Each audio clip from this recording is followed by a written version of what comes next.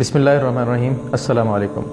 کچھ دن پہلے مجھے گجرانوالہ جانے کا اتفاق ہوا۔ وہاں ایک بڑے اچھے قابل احترام ہمارے بزرگ ہیں، تو ان کے ساتھ ملنے کا موقع ملا۔ میں ان کا نام خود نہیں بتا رہا، انہوں نے مجھے منع کیا ہے۔ ان کے ساتھ بیٹھے گپ شپ چل رہی تھی، بڑوں سے مستفید ہوتے ہیں ہم جا کے۔ انہوں نے مجھے اپنی زندگی کا ایک بڑا حیران کن اور بڑا ہی شاندار واقعہ سنایا۔ انہوں نے کہا کہ ہماری ایک بیٹی ہے، میں اس کے بچپن کے بارے میں آپ کو بتاتا ہوں۔ چھوٹی تھی تو 5ویں 6ٹھی کلاس میں پڑھتی تھی، تو اس عمر میں اس کو اللہ کے گھر دیکھنے کا شوق پیدا ہو گیا۔ تو اس نے کہا کہ ابو جان میں نے اب اللہ کا گھر دیکھنا ہے، میں نے عمرہ کرنا ہے۔ تو اس کے لیے مجھے نہیں اس نے بتایا، نہ ہی اپنی امی کو بتایا۔ اس کو جو ہم پاکٹ منی دیتے تھے اسکول جانے کے لیے، اس نے وہ جمع کرنا شروع کر دی۔ کرتی رہی۔ عیدوں پہ ہم اسے دیتے تھے، عیدی دیتی تھی، ان میں سے چند روپے خرچ کر لیتی، باقی وہ جمع کر لیتی۔ رشتہ داروں کے گھر جاتے، وہاں سے پیسے ملتے، وہ جمع کر لیتی۔ ہمیں کافی عرصے بعد جا کے پتہ چلا، اور اس نے وہ بھی اپنی والدہ کو بتایا، تو اس کی والدہ نے مجھے بتایا کہ یہ بڑے عرصے سے پیسے جمع کری اور بہت بڑی رقم جمع کر چکی ہے۔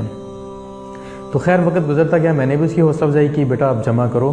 تو میرے حالات تو اتنے نہیں تھے کہ میں جو ہے وہ عمرہ کو فی الوقت افورڈ نہیں کر سکتا تھا، لیکن میں اپنی بیٹی کا شوق دے کے اس کے لیے دعا بھی کرتا۔ وقت گزرتا گیا، بالآخر وہ جوان بھی ہو گئی، اور اللہ نے اس کے پاس اتنے پیسے بھی اللہ نے اس کو دے دیے کہ وہ اب عمرہ کر سکتی تھی۔ اس نے کہا ابو جان میرے پاس اب پیسے جمع ہو گئے ہیں، تو اب میری عمرے کی سیٹنگ بنائیں، آپ بھی تیار ہوں۔ تو عین انہی دنوں میں یہ جنوبی پنجاب والی سائڈ پہ سیلاب آیا ہوا تھا۔ تو مسجد میں جمعے کا دن آ گیا۔ جمعے کے دن میں اور میری بیٹی جمعہ پڑھنے چلے گئے۔ تو یہ خواتین والی سائڈ پہ تھی۔ جمعہ سنتے ہوئے جب انہوں نے بات کی کہ جی سیلاب آیا ہے اور وہاں کے لیے ان لوگوں کے لیے ہم امداد جمع کر رہے ہیں، اللہ نے اس کے دل کو بدل دیا۔ واپس آئی گھر، ابو جان میں وہ جو جتنے پیسے جمع کیے وہ سیلاب زدگان کو دینا چاہتی ہوں۔ تو میں ایک دم شاک رہ گیا کہ کتنے سال لگا کے اس نے پاکٹ منی جمع کی، اب یہ فوری کیسے یہ فیصلہ کر رہی ہے؟ مجھے فوری طور پہ سمجھ نہیں آئی، لیکن میں نے کہا ٹھیک ہے بیٹا، اگر آپ یہ فیصلہ کر چکے ہیں مجھے کوئی حرج نہیں ہے۔ اس نے کہا نہیں ابو جان، یہ میں فیصلہ کر چکی ہوں، اللہ مجھے کروا دے گا۔ کہتے ہیں اس نے مجھے پیسے دیے، میں نے وہ جو سیلاب زدگان کے لیے جو کام کر رہے تھے لوگ، ان کو وہ پیسے دے دیے۔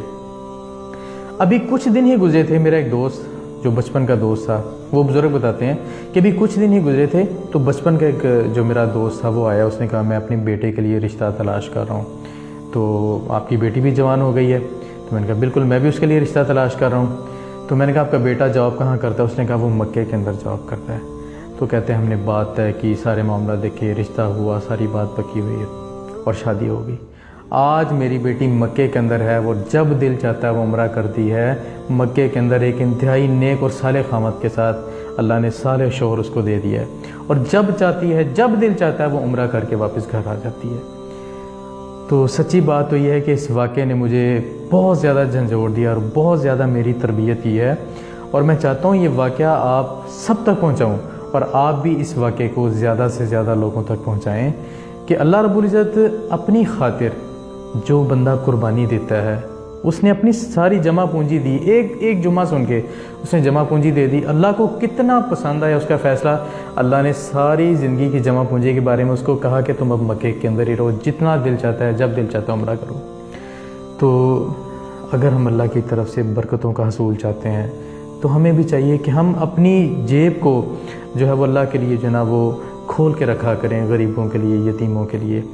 تو اللہ سے دعا ہے کہ اللہ رب العزت یہ جو میں نے آپ کے سامنے بات رکھی، اس پہ ہمیں عمل کرنے کی بھی توفیق عطا فرمائے، سمجھنے کی توفیق عطا فرمائے۔ السلام علیکم ورحمۃ اللہ۔